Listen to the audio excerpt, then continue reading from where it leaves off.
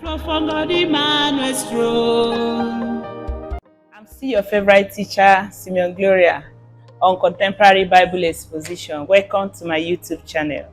So today we'll be looking at a beautiful exposition titled Journey into a Far Country. Journeyed into a far country. And our scriptural exposition will be taken from the book of Luke, chapter 15, verses 11 to 14. And I read, he said, a certain man had 2 sons, and the younger of them said to his father, give me the portion of goods that falleth to me. And he divided unto them his living. And not many days after, the younger son gathered all together and took his journey into a far country, and there wasted his resources in luxurious living. And when he had spent all, there arose a mighty famine in the land, and he began to be in want. One of the deceptions of this earth or man is always assuming that there is a better place outside where we are. So I have seen couples who believe that they made mistake marry who they married. I've also seen people who believe that their parents would have been somebody else, not theirs. For instance, when I was much younger, when I hear of big names in the world, I feel, oh, these people should have been my father. So one of the time I was teaching the children's church, I said some of you here might be feeling that, oh, this woman should be my mom. But they shouldn't miss it, that I am not as sweet as I look. So the children started laughing. So sometimes man is deceived to believe that there is something better outside than where he is presently. And this is why a lot of issues are in families, a lot of problems are in place in organizations, so many disloyalty, some people not appreciating where they are at present because they believe that there is a place they should be and somebody is wasting their time. So when I was looking at a particular couple that kept having fracas and issues, and the blame was on the wife. When a close study at the husband, I knew that I, for one, would not marry that man for just 1 month. Something will go very wrong. So I said, but if this woman has stayed so many years with you, with this way you are, after years that I met you, then this woman should be given an award. Oh yes. So this man had lack ability to see himself, but he is blaming his inabilities, his inability to adjust to life and pattern, to accept who he is, and then progressively work out his change on blaming it on others. So the prodigal son, while he was in his father's house, came wailing and said, give me my portion. Daddy, you are the one delaying me. I would have exploded. Should have been a big man of God. By now, nations would have heard me. In fact, you are stopping me. And so the father said, okay. He gathered everything that falleth to the man, the Bible says, and gave it to him. And this boy didn't feel anything, gathered everything that this man has labored for years, and then went to a far country. And then because he didn't learn preservation, he didn't learn anything from the man. He didn't take any image or nature from the man of preserving or sustaining whatever inheritance he will get. He went and then wasted it. And then the Bible says famine came. The essence of this study is for you to appreciate where you are. The Bible says that in Genesis chapter 1 verse 22, that God started boasting about the kind of man he wants to create.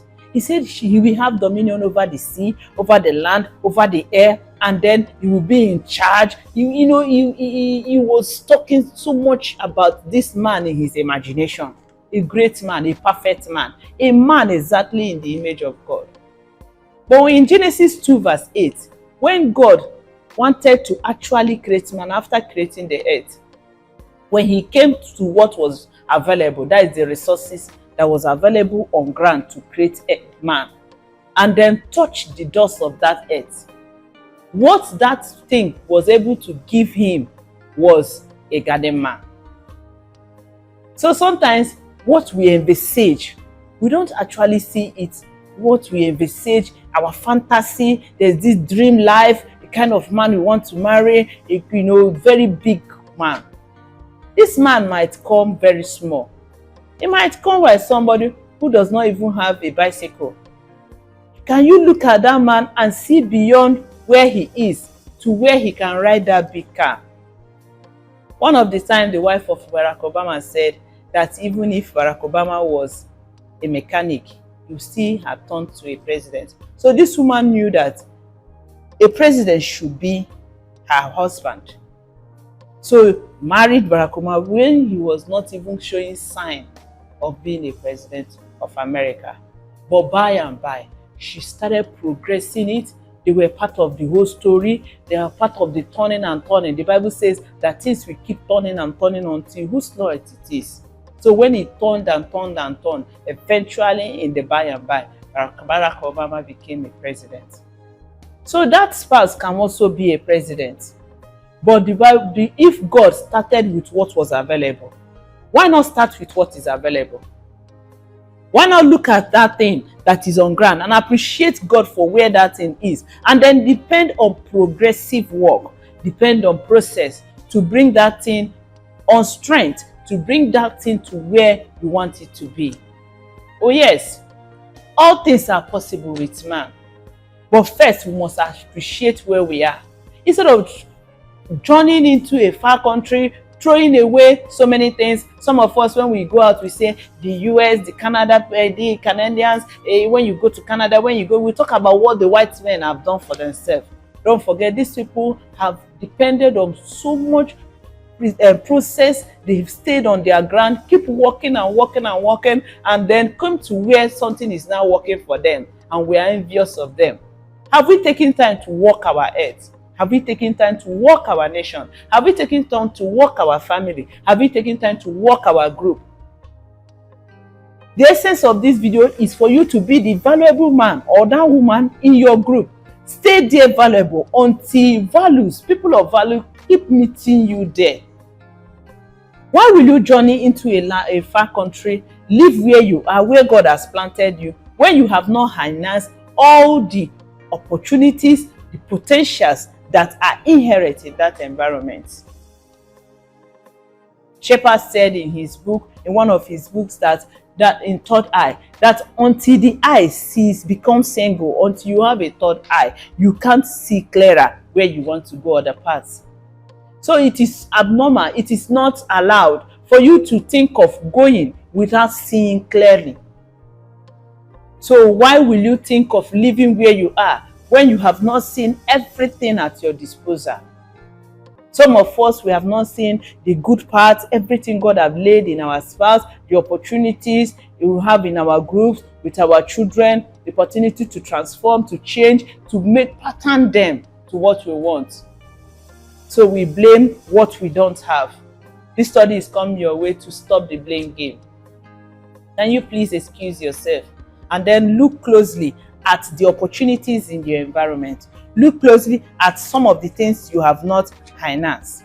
It is the will of God for us to process things and then bring it to an accomplishment. Don't forget, that man in the mind of God in Genesis chapter 1 verse 26 is not still around.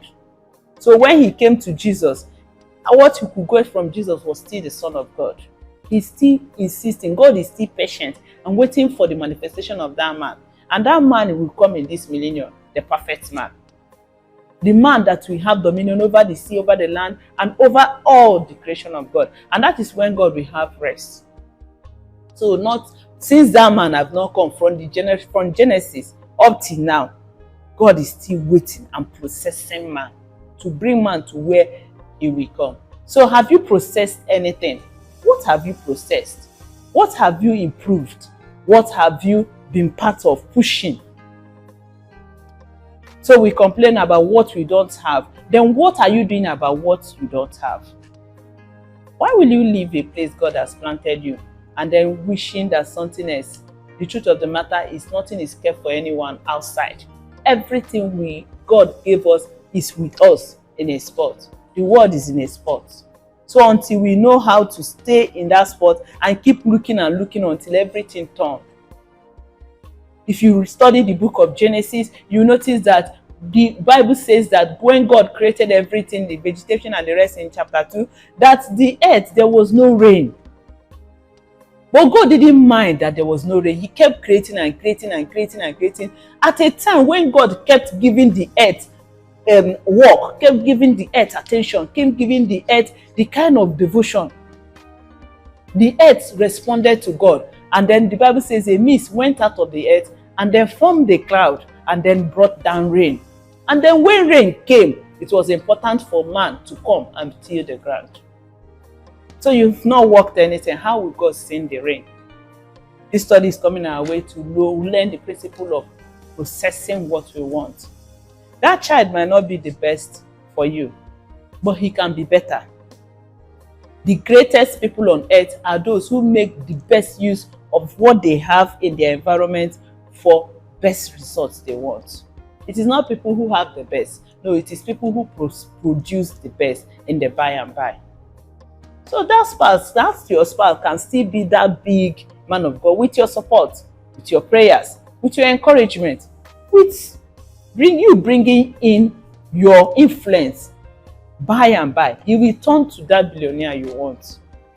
So I want you to calm down and look at where you are, and then take what God is giving to you. Appreciate what God is giving, and then depend on process, depend on tenacity, depend on work, depend on focus, depend on sight, depend on calculated effort to move from where you are to where you envisage.